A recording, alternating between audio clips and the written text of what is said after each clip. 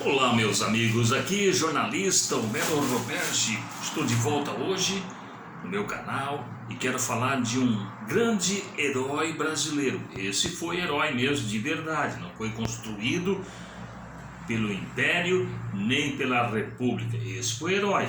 Vou falar já já.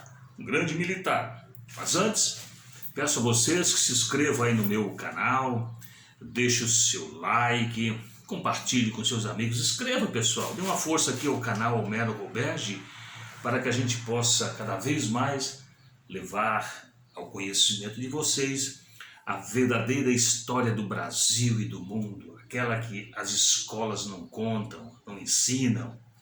É isso aí. Mas hoje eu quero falar para vocês de Luiz Alves e Silva. Luiz Alves e Silva, o grande pacificador. Quem era Luiz Alves? Duque de Caxias. É isso mesmo, pessoal. Vou falar de Duque de Caxias, o grande herói brasileiro. Certo, rapaziada? Olha, vejam bem.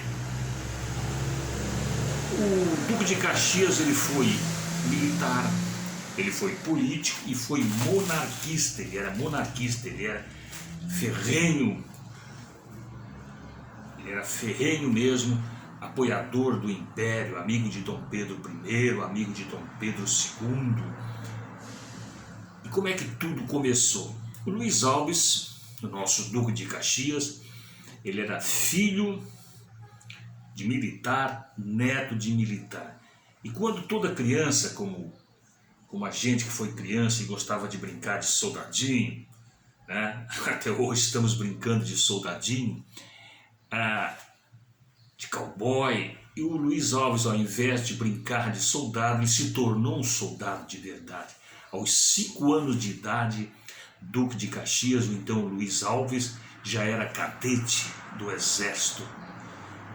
Luiz Alves, aos 5 anos, já era cadete. Como eu falei, o pai dele, o avô, ele fez parte depois da guarda de Dom Pedro I, participou de várias atividades junto com Dom Pedro I, era um grande soldado. Depois, com a chegada, com a abdicação de Dom Pedro I retornando a Portugal, Dom Pedro II ficou com o golpe da maioridade e ali estava junto com Dom Pedro II o nosso Luiz Alves, o grande soldado Luiz Alves, ficou ao lado de Dom Pedro II em todas as circunstâncias, ficou tipo assim um ajudante de ordem. Dom Pedro ensinava Dom Pedro a lutar esgrima, ensinava Dom Pedro II a cavalgar. Ele ficou do lado de Dom Pedro II praticamente toda a vida de Dom Pedro. E depois, já como coronel, o Dom Pedro II já adulto, o Brasil tendo o seu segundo império, se desenvolvendo vagarosamente, mas desenvolvendo, e várias revoltas começaram a surgir de ponta a ponta, de norte a sul do Brasil. A primeira delas foi a Balaiada, lá no Maranhão, uma grande revolta balaiada no Maranhão, aqueles vendedores de balaios, uma revolta muito grande. O exército estava lá, não conseguia dominar.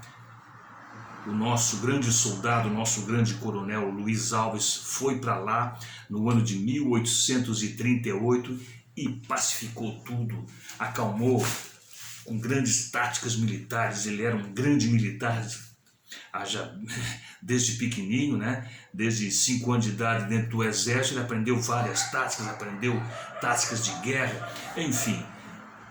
Luiz Alves foi para o Maranhão, aquela balaiada que foi de 1838 a 1841, ele conseguiu apaziguar, pacificou tudo, ficou tudo tranquilo. Já retornando para o Rio de Janeiro, já recebeu a promoção, já foi um brigadeiro. Depois surgiu a Revolta Liberais dentro do próprio Rio de Janeiro, as grandes revoltas liberais em 1842, onde um movimento de emancipação surgiu ali, querendo derrubar Dom Pedro II. Mais uma vez, quem estava lá? O nosso grande brigadeiro, o nosso grande soldado Luiz Alves, o grande Luiz Alves, também com as suas táticas, as suas tática de guerra, ele conseguiu apaziguar, conseguiu desmontar esse movimento, conseguiu apaziguar, ficou tudo tranquilo. Mais uma vez o grande soldado Luiz Alves conseguiu deixar o nosso imperador Dom Pedro II dormir o seu sono tranquilo. E depois tivemos, deixe-me ver, a Guerra dos Farrapos, a Grande Guerra dos Farrapos, aquela grande guerra no sul do Brasil, que tinha a Anita Garibaldi, tinha o Garibaldi, todo aquele pessoal ali, Bento Gonçalves, uma guerra que durou de 1835 a 1845, 10 anos ali de guerra civil, o Rio Grande do Sul querendo se emancipar do Brasil, querendo se desligar do Brasil, devido a uma grande confusão através do chá, que o Dom Pedro II o Império estava comprando o chá mais barato do Uruguai, enfim. Não vamos entrar aqui em detalhes sobre essa guerra, que a gente poderá falar mais adiante sobre a Guerra dos Farrapos. Estamos falando hoje de Duque de Caxias, mas essa guerra ela durou por 10 anos.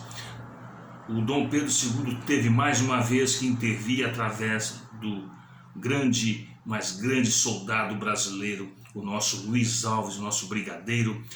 Mais uma vez ele foi para o sul, conseguiu apaziguar, vencemos a guerra. Os brasileiros de Dom Pedro II, o Império, todos eram os brasileiros, é claro, todos brasileiros, mas o Império conseguiu vencer a guerra através de Dom Pedro II e o nosso grande Duque de Caxias. E o que é que aconteceu? Venceu a guerra, apaziguou, ninguém foi punido, todo mundo ganhou seu cargo, todo mundo ganhou a sua liberdade, quem estava preso. Mais uma vez falou alto a sabedoria de Duque de Caxias. Vejam bem, em 1841 ele já foi Barão de Caxias, em 1845 Conde de Caxias, em 1852 Marquês de Caxias, em 1869, agora já com a Grande Guerra do Paraguai. Vou falar um pouquinho sobre a Guerra do Paraguai, onde os brasileiros, os argentinos e os uruguaios foram os grandes vencedores, arrasaram o Paraguai. Mas antes disso tudo, o nosso Duque de Caxias, ele, em 1869, ele já foi. A Guerra do Paraguai, como vocês sabem, ela foi de 1864 a 1870.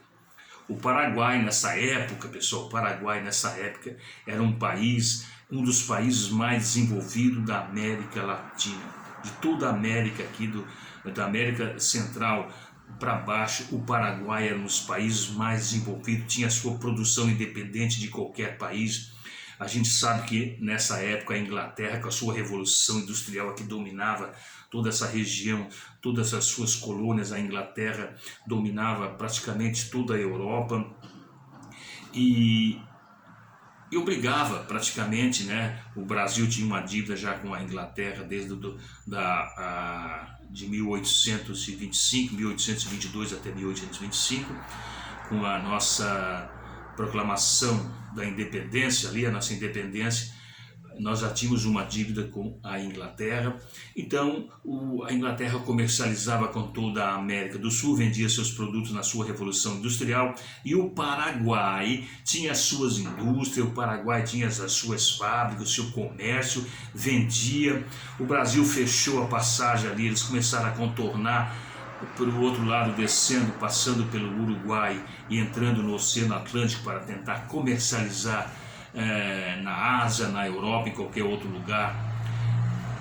Houve uma ciumeira muito grande da própria Inglaterra que incitou essa guerra, provocou a guerra, que foi Brasil, Argentina e Uruguai contra o Paraguai. Houve um verdadeiro massacre, a Tríplice Aliança foi vencedora, Duque de Caxias foi o grande vencedor. Mas num determinado tempo ali, já quase no final da guerra, a guerra já estava vencida praticamente pela Tríplice Aliança, no comando de o Duque de Caxias, e o Duque de Caxias já estava muito doente, tinha adoecido. A guerra, como vocês sabem, é um verdadeiro inferno. O Duque de Caxias estava exausto, estava doente mesmo. Ele se afastou, porque a guerra já estava ganha, mas Solano Lopes, o grande ditador do Paraguai, o grande presidente, ainda estava vivo, ele estava fugido, ele estava escondido, ninguém sabia onde ele estava, e Dom Pedro II queria que Duque de Caxias encontrasse Solano Lopes, prendesse ou matasse, mas Duque de Caxias disse que já estava cansado, precisava descansar, senão ele iria morrer. Ele retornou para o Brasil, voltou para sua casa. Dom Pedro ficou muito chateado com ele e mandou um outro cidadão a comandar a guerra lá do Paraguai, que eu vou falar no próximo vídeo. Esse outro cidadão, que foi seu genro, o Conde Deu, ele ficou no lugar do Duque de Caxias. Aí houve um verdadeiro massacre.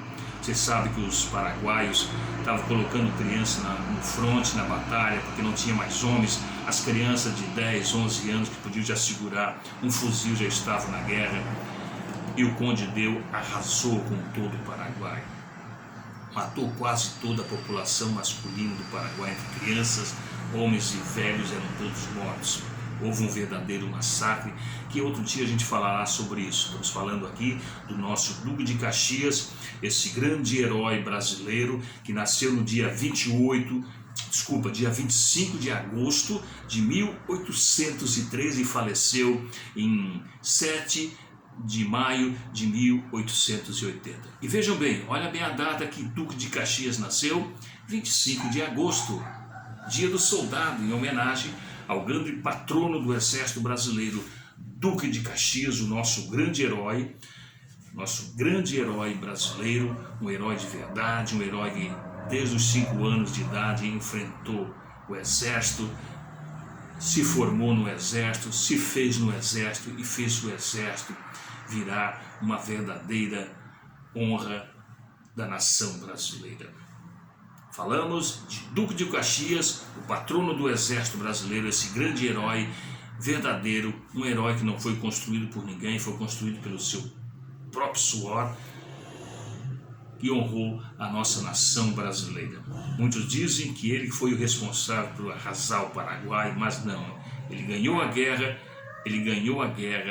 e quis entregar a coisa pacífica para Dom Pedro II, mas Dom Pedro queria a morte de Solano Lopes, e foi um outro que arrasou o Paraguai. Não Duque de Caxias saiu na hora certa, saiu com a sua farda limpa. Se gostou desse vídeo, deixa aqui o seu like, compartilhe, inscreva-se pessoal, inscreva-se aí no canal Homero Roberge, dê essa força para o canal Homero Roberge. E nós, com certeza, estaremos aqui no próximo vídeo com mais uma história, um caos dentro do canal Homero Roberge. Um abraço pessoal e até lá. Tchau, um abraço pessoal.